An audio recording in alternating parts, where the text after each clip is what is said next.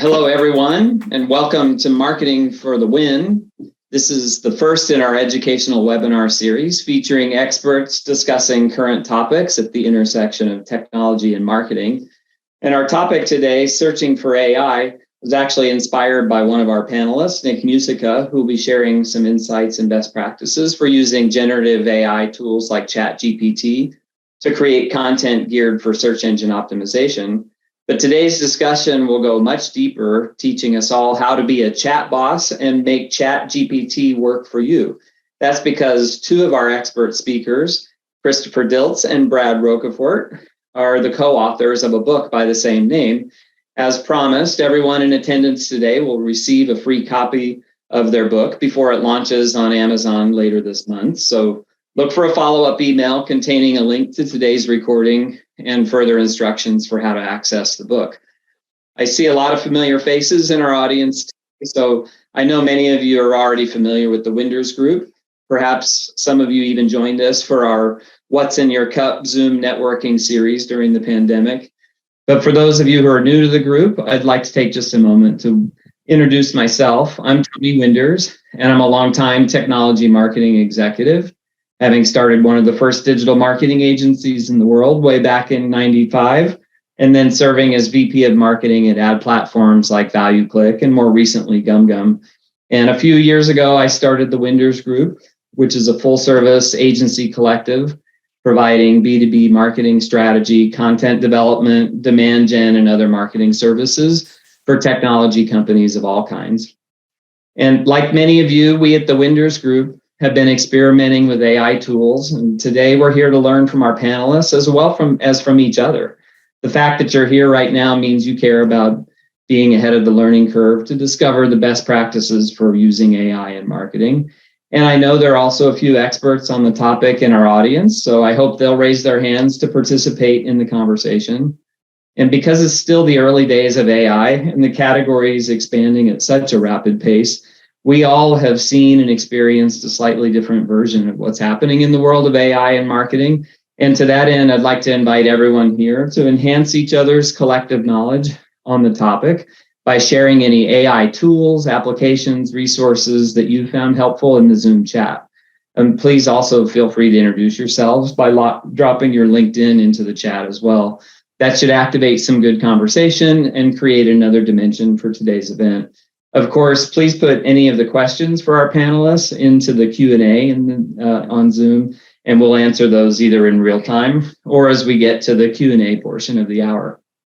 Our goal for today's webinar is simply to frame a discussion around the use of AI in marketing generally and to focus on the effective use of generative AI tools such as ChatGPT specifically. And our three subject matter experts are committed to you leaving here today with some new tactics and best practices that you can put to use immediately in your own practice.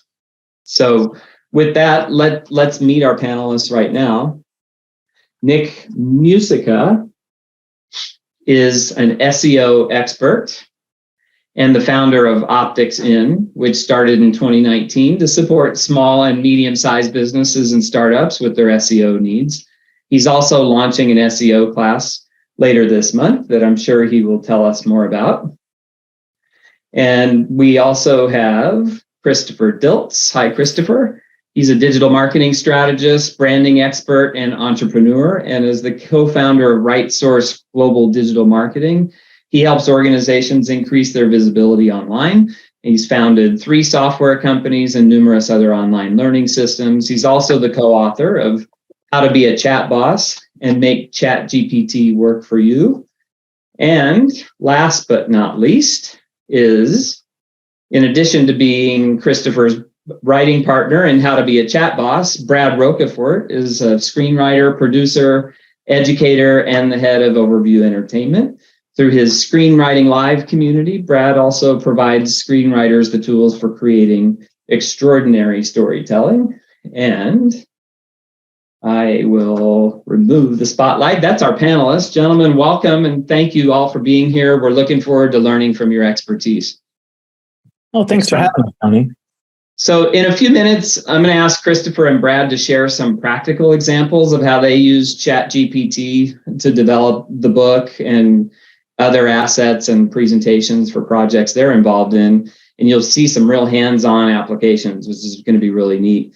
And then we'll hear from Nick with some best practices as it relates to content creation for SEO. But first, I'd like to begin at a high level and just ask a few questions that I'm guessing many of the other marketing professionals in our audience might also have. Starting with just why now? I mean, ChatGPT showed up on the scene late last year, but AI in marketing really isn't new. Personalization, automation, predictive analytics, chatbots, they've been around for a long time. And it seems like a lot of those companies are just slapping AI on the term onto new stuff or, their old stuff. So why now? What's going on at this inflection point where AI spiked in popularity? Do you guys have a sense of that? Tony, I think we all can see that AI hit a tipping point.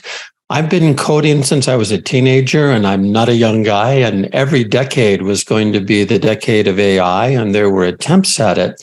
But we've hit a level now where it's practical for business people to use it.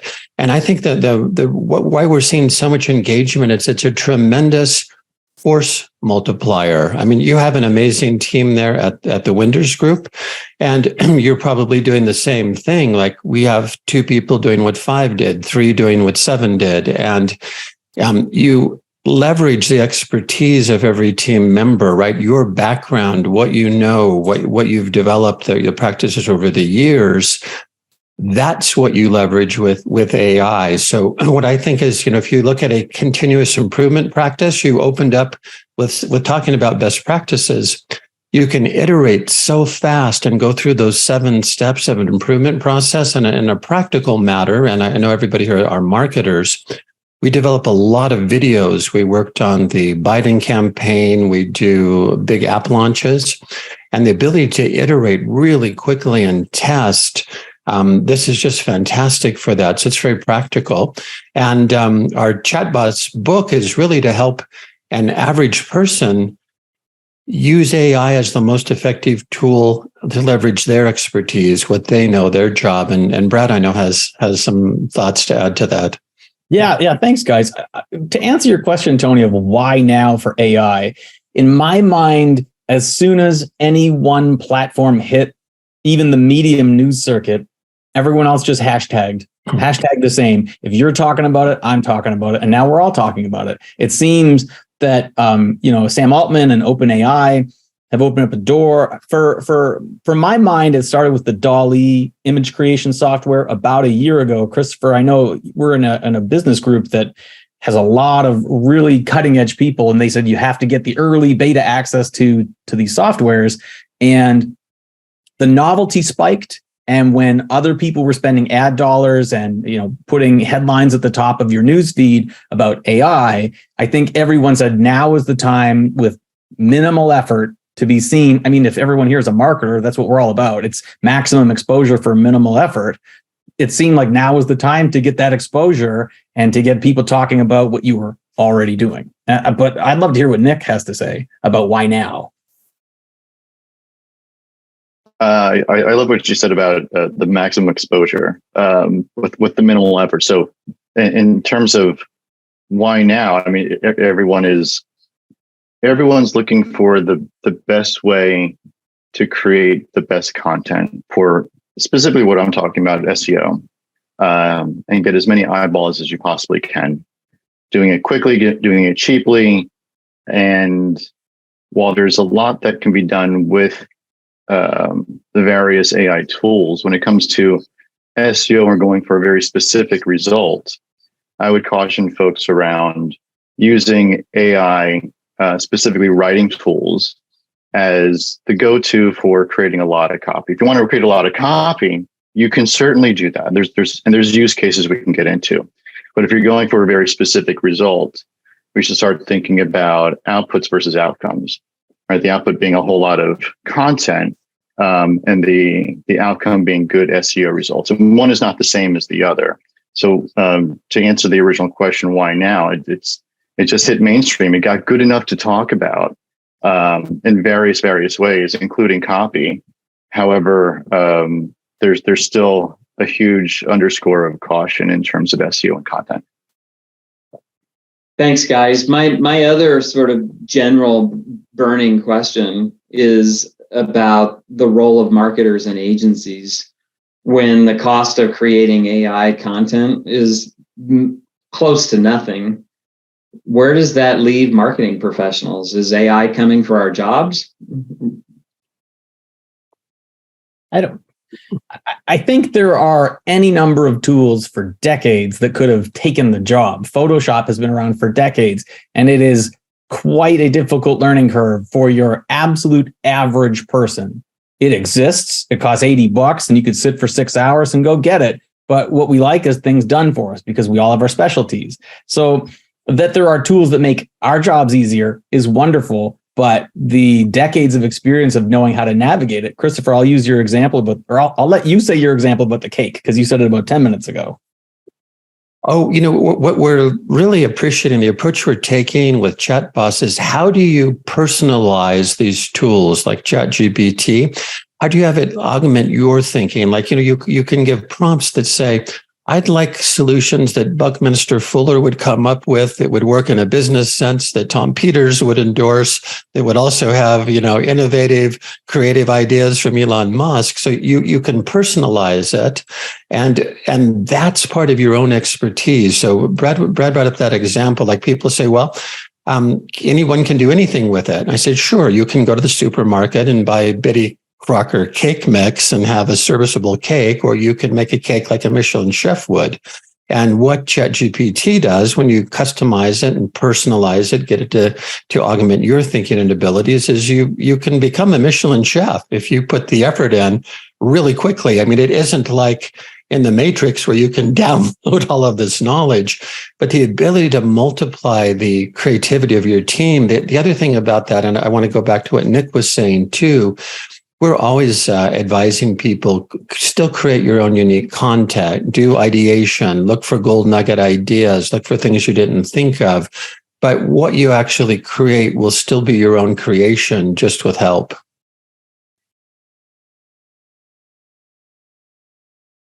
Anything to add to that, Nick? Yeah, I'd say a couple things. I mean, I'll talk from a couple different perspectives. One, when ChatGPT hit mainstream, one of our lines of business is producing copy for a lot of folks. So things got quiet from that perspective. And only recently has a very large firm who we've done white label content writing for has come back around. So it's one signal after 6 months, shall we say, of a bigger firm coming back around to get more human written content. And so we'll see if that's a trend coming back up, because everyone dove into every AI tool in the world, and there's probably 10 more that's been created since we started this. I remember seeing something in the news about a content writer losing his job, losing his business. Right, so it is impacting folks for sure. So then it comes back to, at least in my head, around what's the best way to use it for. Again, my focus is very narrow. It's for SEO. It's about getting a very specific result. And if you were to break down SEO into three main buckets, there's technical, there's on page, and there's off page. So let's talk about technical. The AI at this point is not doing any analysis that's worth talking about for technical optimization for SEO. So that's off the table today. We'll see what happens tomorrow. Links, it's not part of that conversation either. So now we're focusing on page, and we're talking about specifically the copy. In that context, there's already a bunch of great tools out there. So where does ChatGPT or where does AI content fit in? I'm not a fan, as I stated, of AI content necessarily for SEO. For other purposes, yes. But for SEO, and I'll get into why. For other purposes, it can be helpful.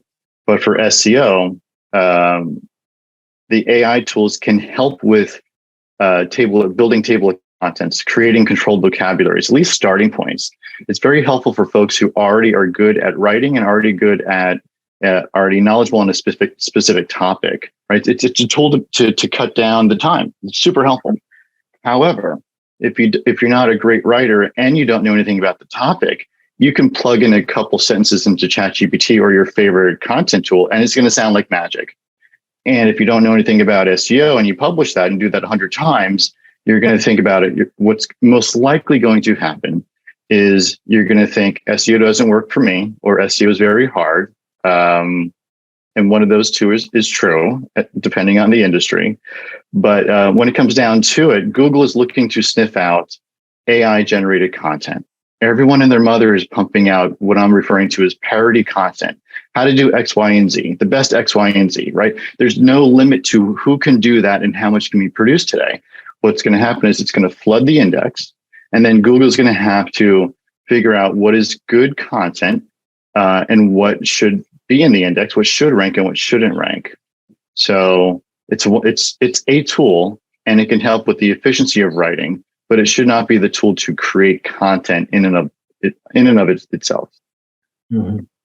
It's like the research assistant you always wish you had. And that, I mean, I encourage our team to keep ChatGPT open on your desktop and use it to make things better or to create ideas. But no one on our side anyway is advocating that that's the final output that we should be going to clients. For sure. For the copy, I think about it specifically for how I interact with it. I think about it as my own little personal intern. Like, it's going to come back. It's not going to be great. It's a great start. It's giving me something to react to, and then I can refine it from there. Well, let's move on. I know that Brad and Christopher have put together a few slides that are really illustrative of the work that they've done and how some of these tools work. I think it'd be wonderful to see some hands-on examples of what you guys discovered in creating the book. And Tony, we have one micro project, which was how we used AI to do our book cover front and back and help design it. And then a macro project, which is an over a year long development project, episodic series that we're working with producers from Amazon. That's really extensive. So we wanted to show a simple case and a complex one and how fast you can iterate. Fantastic. Do you want to share screen and show us a few things? Yeah, love to. Maybe if we could get everyone in the chat to just type yes if this is helpful. I'll say the softwares we've been using, and I just want to know if it's helpful to see like a live demonstration of these, because we use, and you'll see them on screen, we've got all their icons, you'll see them in a second. We use Zoom, Otter, ChatGPT, Harpa, Perplexity, Whimsical, Miro, Telegram, G Suite, Midjourney, GetImage, Adobe Creative Cloud, Adobe Firefly, Adobe Photoshop Beta, Synthesia, Runway, and DID, and Keynote. And I just want to get a sense of... Yeah, you can copy and paste that into the chat while you're at it. I think you've got a resounding yes, yes, yes. Please show live examples. So much of it is about workflow and putting it in the perspective of a continuous improvement process, right, with those 7 steps. So we wanted to focus on how to make the workflow with the different pieces of software. Yeah. So this is a slideshow Christopher and I made yesterday, but these are tools we've been using, for over a year in some cases, or as long as they've been available. We're early adopters. We're the guys that have the full version of most of these softwares. And I got to say, I nerd out on these every day. Some of these we've used in a 3-hour meeting on a daily basis. These are just great tools. So for our Chat Boss book, as Christopher said, the micro example, our designer, Greg, who's a part of our team, he designed this image. He just generated an image of a woman who might look like she's on the cover of a book. And we modeled after this Sony electronic dog. Christopher knows the name of the dog. What's the name of the dog? Oh, Abo. I gave that to our designer because people love it, right? It's a plastic looking dog, but they really bond with it. And it's a good example of friendly AI. So he had that to work with. Yeah, so then we iterated the 2 images together, right, which was the dog plus a robot plus the woman specifically from that image, and we refined the results. And then we modeled our book layout after the #1 bestseller in our category, which is the For Dummies series. And then we're pleased with our results. This is the cover of the book that we're releasing this month, How to Be a Chat Boss and Make ChatGPT Work for You, where we teach you how to discover, master, and create using these tools. And so the entire process took minutes to hours instead of days to weeks. For a lot of you that work at agencies, I mean, what I loved about this with our designer, Greg, in 1 hour, we went through all those iterations that normally would have taken days and approval processes because we could so quickly try variations.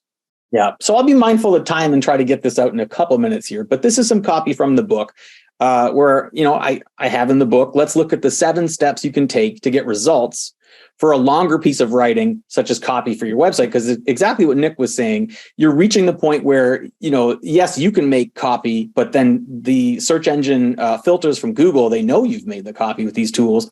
So how do you work with that? So these are the words, the copy that people will read on your homepage, your landing page, your sales page, your About Us page, anything you like. And then when you use a workflow process, because today we're talking about workflows, you can focus on the right things at each step, because exactly like Nick is saying, this is Nick's specialty and he'll get into it soon. You can't just hit the magic button and then take it at face value. There's a workflow. So the workflow I found to use live with people I'm helping them on their projects is I say generate a purpose and know what your purpose is. My purpose is, and I think there's 2 purposes. You're taking someone from not knowing to knowing, right? They don't know about your product or service, and now they do. You want to make that transition or that transformation, or they know about it and you want to convert them. And usually those are the 2 states you can be in. I don't know anything about what your group does, and this will help, or I know what your group does, and then convert me. So when you tell ChatGPT your purpose and say, this is for people who don't know about my product, and then my plan is to put this in a tweet. So you just type that in, you say, here's my purpose, and I plan to put this in an Instagram post. I plan to put this in a 500-word blog. I plan to put this in that place. These are questions you already know the answer to. They're very simple. And then step 3 is to generate keywords and tell ChatGPT, generate keywords. Because as Nick was saying, the straight copy, you'll get caught and it won't help you rank. It won't help you convert. It won't generate sales, and it won't help your customers. They won't benefit from your product or service. So the keywords are what you're looking for. So say generate keywords based on 1 and 2, then tell it to generate some base copy, just some easy flowing sentences, right? And then you can sort of iterate from there, which we get into in the book. And because we're sending you a book, we won't spend time doing that. But what we did was we copied and pasted an example from yesterday where I told ChatGPT, you're creating a slideshow for a webinar on the latest in AI tools, which is what we're doing. And then I said, my purpose is to showcase this workflow along with using AI tools. I said, my plan is to use ChatGPT to create a demonstration and then make a screenshot of the thread for a keynote slide. So I'm literally telling it, like, just in the most basic terms of what I'm doing. And I said some keywords to include are, and then said, let's generate some base copy. And it instantly gave me slide 1, slide 2, slide 3, 4, 5, 6, and 7, which is pretty cool. And I'll pause here and let Christopher take a breath and say something here. Yeah, so we really want to look at these visuals, and this is the interaction between ChatGPT and Midjourney and some other tools. So this project you're looking at now is an episodic series about AI. It's called Claire, and we use Midjourney to generate the graphics. And this Claire is it is both digital and silicon, and it is also organic. So we wanted a combination of an organic and chip-based AI, and this helped us develop this. Let's go on to the next slide. Yeah. So, our workflows include using ChatGPT and Zoom and Otter. And we're working on feature film products, but I think for anyone here, they can benefit from this workflow. What we do is we open up ChatGPT. All right. And then we open up Zoom and we open up Otter AI. And these aren't paid promotions. These are just the tools that have been absolutely critical. In the last month or so, Otter AI has a new transcript feature, new to me at least, and I'm up on these things, where it gives a live transcription and a link for all involved in the meeting. So we're on Zoom. I've added my Otter. It's a subscription. It is a monthly fee. And everyone involved can go to a web link and watch live. And at the end of the Zoom meeting, you'll get notes from the meeting with action items and so forth. Someone's actually asking which AI tool should we be paying for. I guess it's the ones that are meaningful to you. We'll roll through them. But the way we use these tools together with ChatGPT and Zoom and Otter is we will create some dialogue in ChatGPT, and then on Zoom we will read it. And Otter gives us a transcript of it. So if it doesn't sound natural, you'll catch yourself while you're reading it. To have to say it live to your business partners or just to yourself, which I've done for this book as well, reading it where my voice catches and it doesn't sound like me, I change it on the fly and all of a sudden my copy sounds like me and the transcript catches it in a copy paste format. So all of a sudden it is me talking. It does sound like me. And anywhere I need to change the words, I do.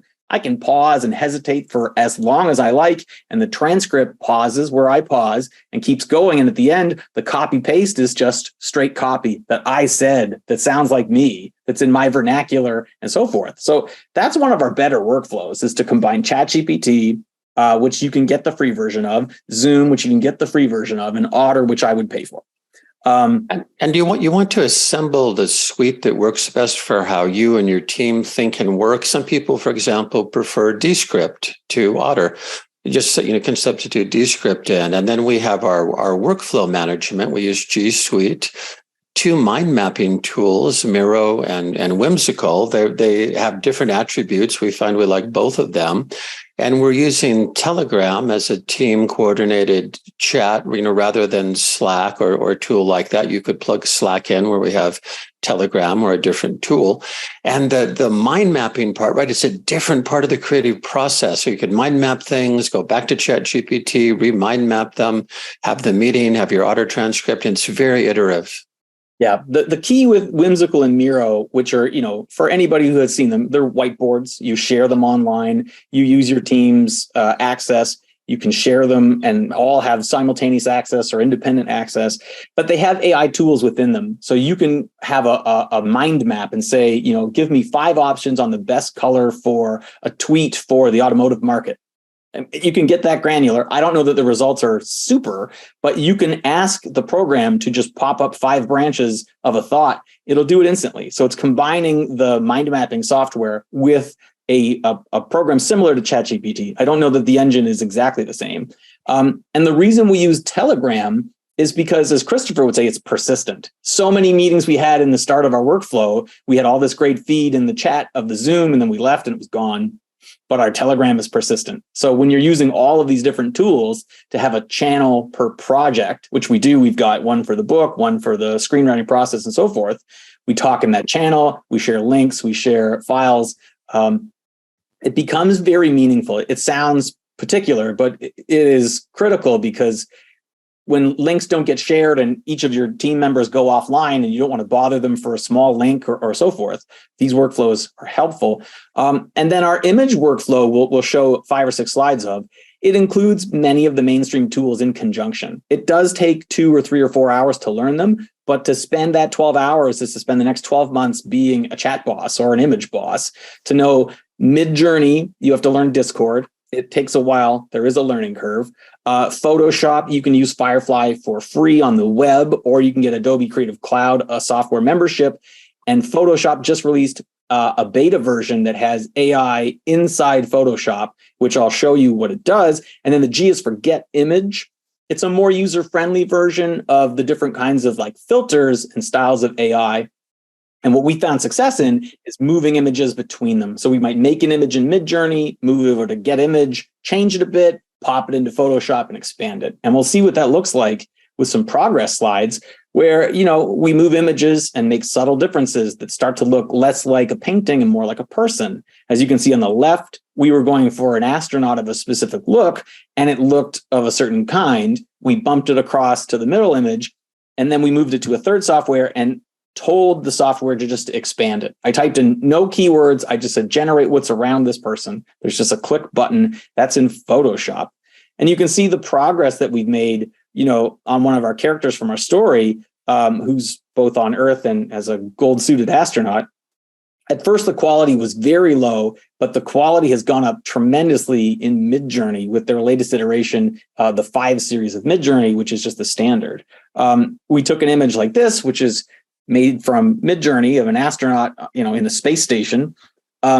And we expanded it. You can zoom way, way in on this. This was done with Photoshop. This was done in seconds with a click. I just expanded what it was and said, stormy scape. Or we said, what does it look like if there's a giant monkey and a giant robot, and then I added a starry night sky. These took seconds. They just took seconds. But I used a Midjourney image that I brought into Photoshop. because expanding it in one software is not as good as expanding it in the other, and creating in Photoshop is not as good as creating in the other. And those are important nuances to see when you go, oh, someone made this image online. How did they do it? Well, maybe these multiple softwares. So we used these softwares. Tony, how are we doing for time? Is this helpful? Should we pause and get to the chat? We're about halfway through the hour. So if you want to conclude and pass the baton for Nick for some. Let me just add one more bit of context. Yeah. So this is really that force multiplier we were talking about earlier, which is a very small team has developed this property now for Amazon. And it would have taken a team 5 times our size 3 years ago. And, this is professional quality result for a major studio. So that's just answering that question, why now? That tipping point, it's practical. These things work quickly with a small team and you get, the highest quality results. Yeah. So we'll wrap up and just say there are so many tools. Can't say enough good things about Harpa AI, which is a Chrome extension. And it's probably one you should all look at. It's free and it's just mind-blowingly amazing, especially for search engine optimization and so forth. Perplexity, and we use Keynote, and then some video creation tools like Runway, Synthesia, and DID, where we created this video. If on the left you'll get their avatars, but you can use Midjourney, create your own image, and then make something like this. Welcome to the Lotus. And then their mouth moves and they say what you want them to say. But that is our workflow of using Zoom, Otter, ChatGPT, Harpa, Perplexity, and on and on and on. It's really great. And as Christopher's chiding me, how simple is this? It's pretty complex, but it's great.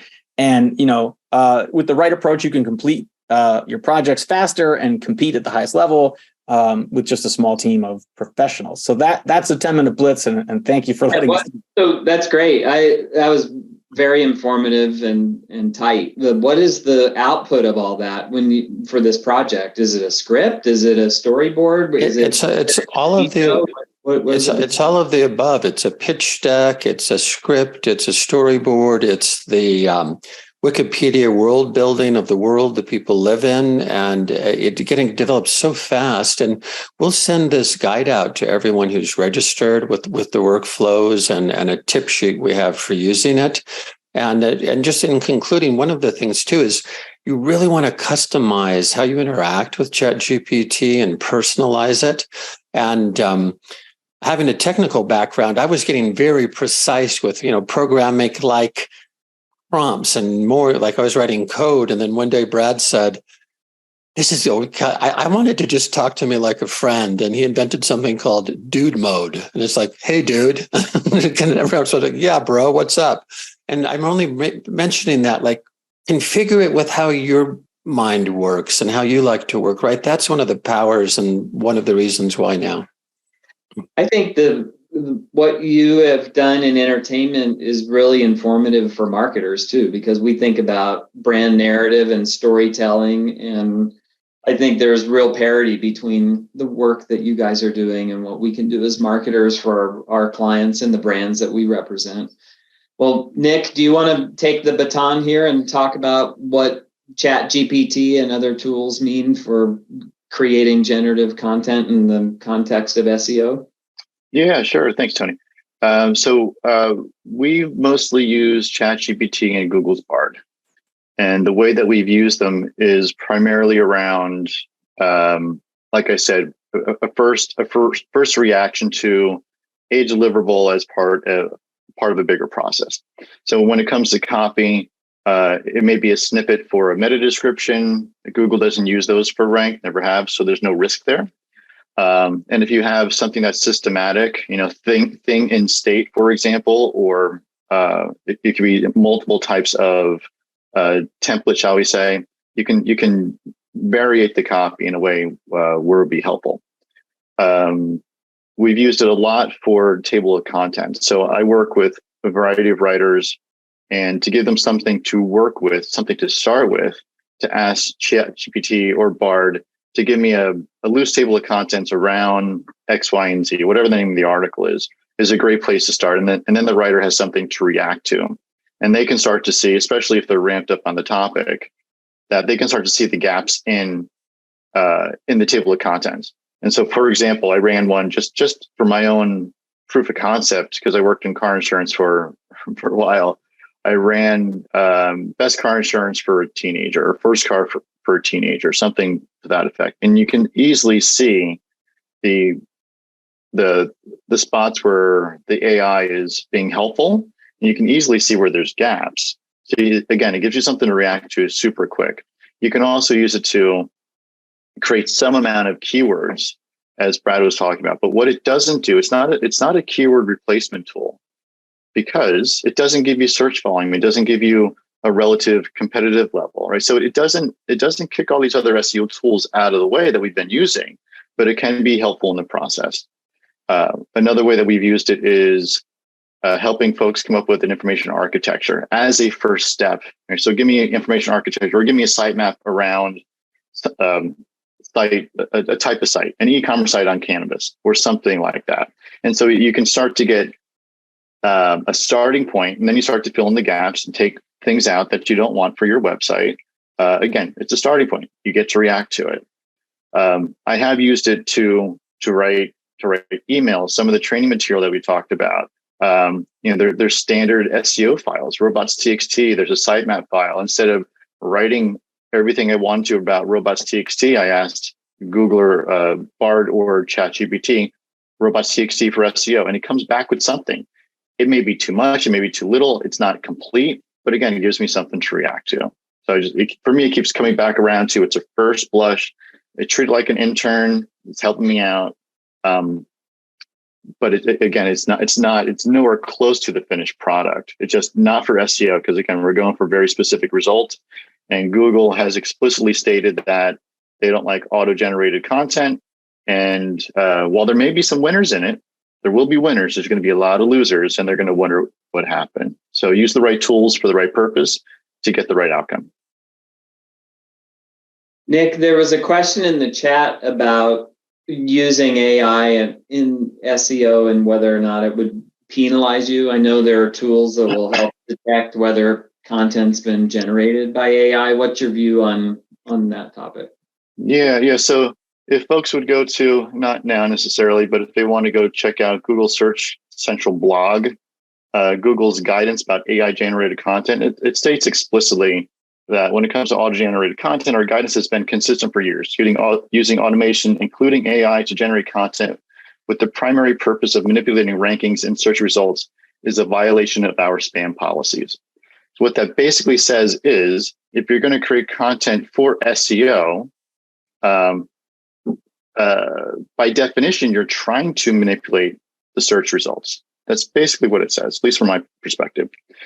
So the question comes in around AI detection tools. And if you go to any AI copy generator, a paid service specifically, they have AI detection capacity. So essentially what they're doing is they're generating copy for you, running it through AI detection, and then saying it's okay or it's not okay. It's a little bit like the wolf guarding the hen house from that perspective, right? I said it's okay because I said it's okay. Also, it's not necessarily okay. If you take the same copy, you run it through 3 AI detection tools, you're going to come back with 3 scores. You can get 90% AI generated content, 50% AI generated content, 90% human written content, something like that with the same piece of content. The issue is not necessarily those tools. The issue is the perception around those tools and how they apply to the world of Google. Google's not using those tools, and Google's been very clear of how they're going to treat that content. Mm-hmm. So when we see those AI detection tools, I'll be a little snarky, that were designed in someone's basement, compared to PhDs at Google, right, who've been doing this for years, there's a very big difference there. So use AI for the right reasons to get the results you're going for. Keep an eye on the results. You want a very specific outcome, not necessarily the output. Brad had introduced me to Byword, which you can put a title or of an article or even just a keyword, and it will generate an entire article for you, which is interesting. And again, just a prompt and a starting point. But now that I'm in their email list, I've been getting updates from them, and they sent a note this week about fully automated SEO and how Zapier and if this and that, and how basically you could create a workflow that's going from their system over to Webflow or WordPress or do anything with the API. Have you, any of you, I mean, Nick, I'll point to you for SEO purposes, but what about the automation and the apps and how these things all work together, the like stitching together workflows like that in an automated fashion? Are we there yet?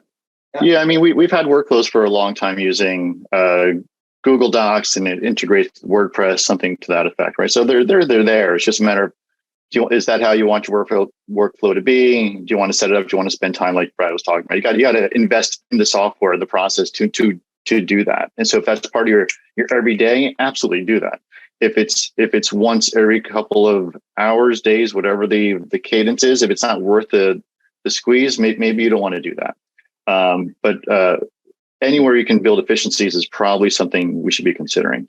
In terms of tools like this, and I don't want to call out Byword, I have not used it, but I've used other tools that sound like Byword, and I've used them on my own sites for testing. So what I've done is, and this is over the past year, is I've produced 10 pieces of content using one tool, put it on one of my websites, and this is the site where typically the content would get crawled, indexed, and ranked within 7 days, typically with the human written content.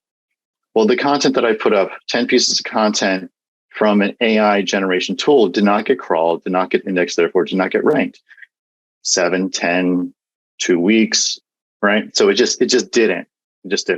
So data point number one, right? That content eventually came down. Fast forward to about 9 months later, try the same thing because technology got better.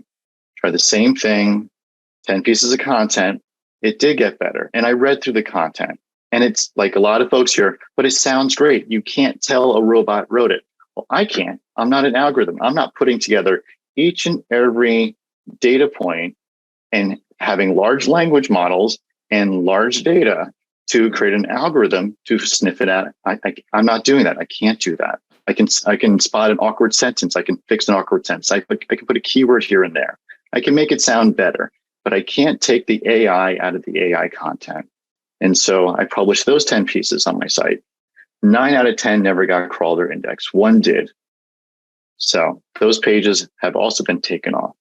So when we take a look at a tool like Byword AI, and it says undetectable AI, avoid AI content detection with Byword's state-of-the-art algorithms, which bypass all major AI detectors. Well, it didn't say bypass Google's detectors. It didn't say it's guaranteed to rank. And nothing is guaranteed to rank. And everyone wants everything to be easy. There's a big temptation here. It's not going to work out for most people, especially new sites. If you have a larger site, and so here's what some folks may say. Well, Bankrate did it, and it worked for them. Yes. Also, you're not Bankrate, you're not Amazon, you're not Airbnb. I mean, that's another conversation with SEO. But these websites have done it. Well, it's not going to work for you. You need to build the trust. And with Google, and coming out of the gates, building a ton of AI content is not necessarily going to build trust with Google. Yeah. I think, Nick, I'm in agreement with you that you have to have a workflow after you get this generated material. Like, it's great to think that someone did it and it worked. We were kids and someone put a penny slug in the candy machine and got a free gumball, but it didn't work for everybody, and it's not going to work for everybody. And we shouldn't expect to get free. It still work. It still takes effort. And that's why the emphasis on our workflows earlier was like, we would go on to any of these platforms, generate any of the content, and then hash it out live and hear how it sounds, and then make it yours. Using these other tools in conjunction makes it a lot easier. And then Christopher, you said you had an answer for the whiteboard question. Yes, that's a great question. Like, why would I want to use AI with a whiteboard? Well, the tools we're recommending are really mind mapping. They go far beyond whiteboarding, but they're great for ideation, for ideas, for teams when you're in that creative free flow. And then if you use ChatGPT, you can create basically a Greek chorus of muses that have other ideas and other things to contribute.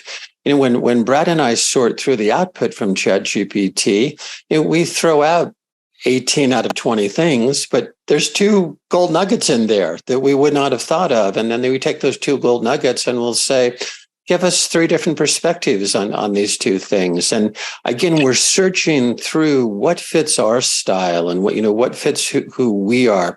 We always want to make it, unique and different for us. Another example is, if you look at any of the great artists, Michelangelo, any of the great artists or sculptors, right? They have a studio and other people chip away into a basic figurine. And, Michelangelo comes in and finishes the eyes and the fingers, right? Because he's the master. So ChatGPT can do a lot of that chipping away for you if you use it like a chisel and a hammer, and then you put your imprint on it. But we always want to make it our own at the end of the day. Yeah. I think that's a really good example of just bringing in the experts at the end. I screen shared. I hope you could see that now. This is what some of these mind map tools can do. It says mind map, what are mind maps good for? And they hit the AI button and it generates a handful of suggestions. And then you can branch off from that. Like, you're not replacing your effort. You're just using these tools in a novel way to say, okay, here's 5 suggestions. I like that one. Let's move with it. I don't know that you're getting final output from it, but my goodness, are you getting a lot of expedition from them? I think they're tremendous. And like Christopher's saying, you still need the master's touch from your own personal years of expertise. And this is very early in the curve of AI development still. And you want to be thinking long term. You really have to ask, what is your value in a business situation when what you know doesn't matter anymore? And when your ability to synthesize what you know isn't as important anymore either. Then what's unique is your point of view, your perspective, your experience base, your values, what has inspired you, what's created you. In one interview, someone asked, well, could you just summarize that? And I said, yes, let me quote a great doctor, Dr. Seuss, who was talking to Susie Who in Whoville, when Susie Who was wondering who she'll be, what will she do? And he said, Susie, there's no one newer than you. So if you use AI to bring through what is the essence of you and amplify that goes back to what Tony said early on. Marketing is storytelling. How powerful, compelling, authentic is your story? And do people connect to it emotionally? And does it move them? And then, the most important, powerful marketing moves people through story. That's why I don't worry about knowledge workers and creative executives being obsolete. I mean, the unique ideas that come from our human condition, I think, are always going to be necessary and potentially even more necessary than ever, I would argue, in this kind of new era. Well, I wanted to first we're streaming live to Facebook, so I just wanted to thank everybody who tapped into our stream here on AI tools and how to chat like a boss with our co-authors and SEO expert. So if there are more questions, please throw them into the Q&A. I'll ask one just to kind of keep the dialogue going here in the last few minutes. And that is, what are some of the potential challenges or risks associated with ChatGPT or any of these AI tools as it pertains to marketing, and how might they be mitigated? What are your concerns that, where are the pitfalls to it? At social media marketing world this year, one of the biggest concerns is, will AI replace marketers? And the shortest answer is, it will replace marketers who don't master AI, right? just like other tools. We're delivering a program to the American Writers and Artists Institute, and a lot of the professional copywriters were very concerned how this is going to affect their career. There's a writer's strike right now in Hollywood, and this is a pivotal part of that strike because writers' rooms are shrinking from 20 people to 15 to 3, right? So that's a lot of writers who won't be paid for being in writers' rooms. So the concern is, how do you really make AI work for you and integrate it with what you're doing? I think that's probably, fundamentally what people want to know at the end of the day. How are they going to work with it? Yeah. I think the pitfalls I see, Tony, is not understanding how big the bucket is. If there's a well of information that we call AI tools, you send down the bucket, don't pull up an ocean. pull up a bucket and learn how big the bucket is for each tool. It's probably in the 200 to 400 word area. You're stretching at 750 where you get something that is usable. If you can get a couple hundred words at a time that are highly focused, great.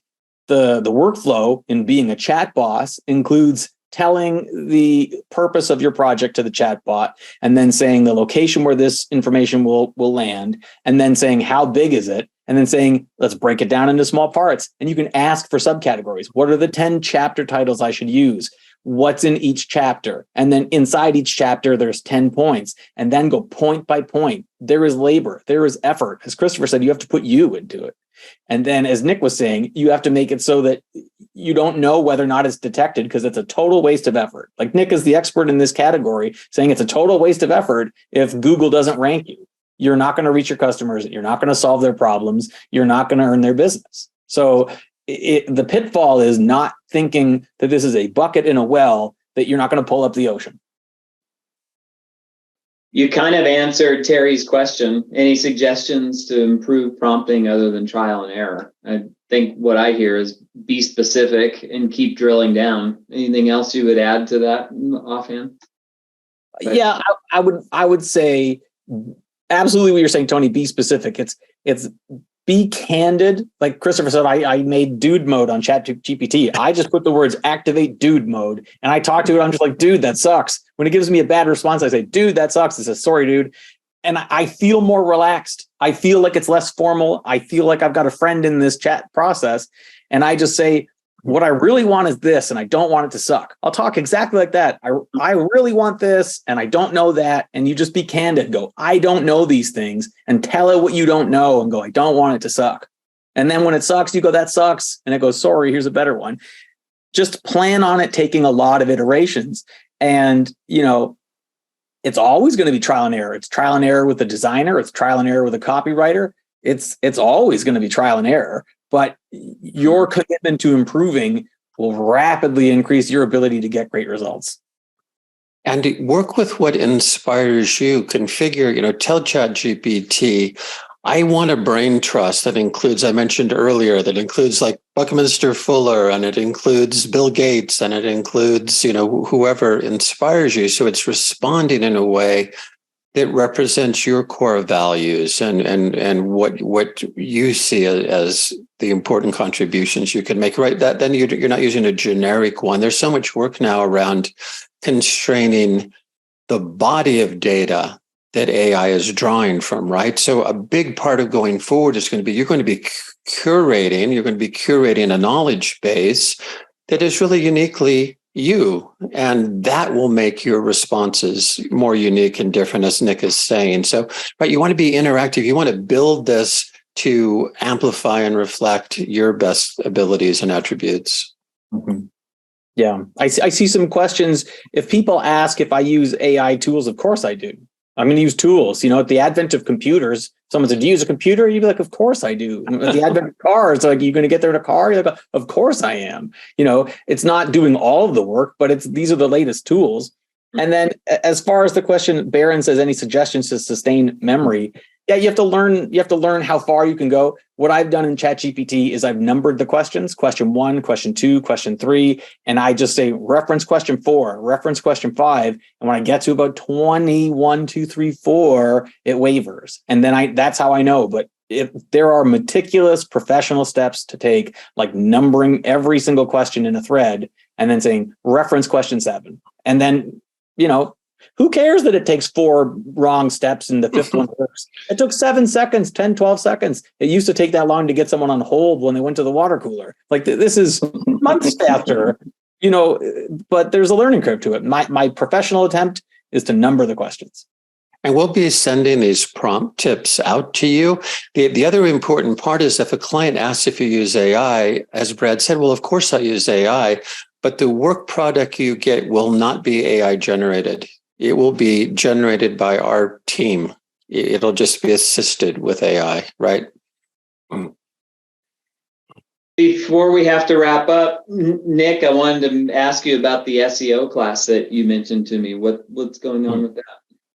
Yeah, thanks, Tony. So The deadline I gave myself is to get it out by July 1st. We'll see if that works, but that's the deadline. I've been working with small, medium-sized businesses, entrepreneurs for the past 3.5 years as a consultant. I've been in the SEO space since 2003.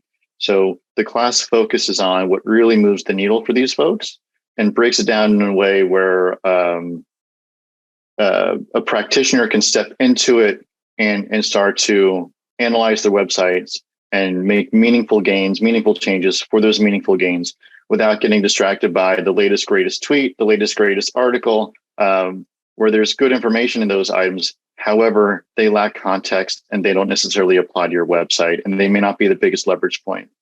So this class is designed for folks who want to get results with their SEO and don't want to spend their time spinning wheels, trying to figure it out themselves.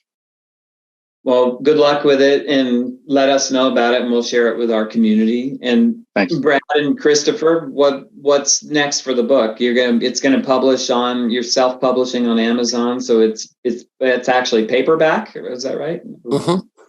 Paperback and digital on Amazon. How to be a chat boss and make ChatGPT work for you. And then we're excited to work with people and help them on a one-to-one or one-to-many basis.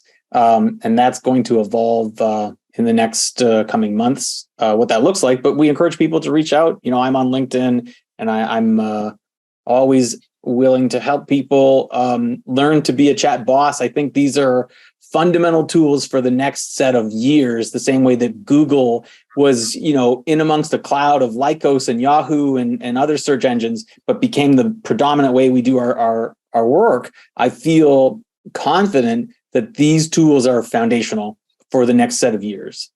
And Tony, we're really focusing on workflows for teams. So if anyone would like to do like a short discovery session, we can look at your workflow and make suggestions.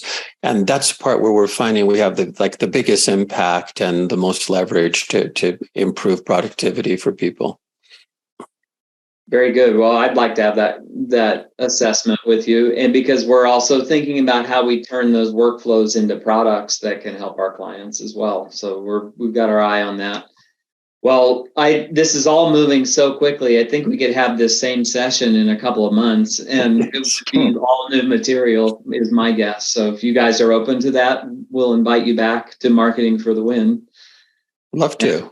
Really, thanks, Tony. Guys helping us kick off this series on behalf of everyone at the Winders Group. I'd like to thank our panelists, Nick Musica, Brad Roquefort, and Christopher Diltz. And I'd like to thank all of you, our attendees, for your participation today. As has been mentioned, we'll send an email in the next day or two with your how to get the free copy of Brad and Christopher's book, How to Be a Chat Boss and Make ChatGPT Work for You. And we'll also include the recording, and if these guys will allow some of the slides that we saw today. So that's all for this edition of Marketing for the Win. And thanks again, everybody, and goodbye for now.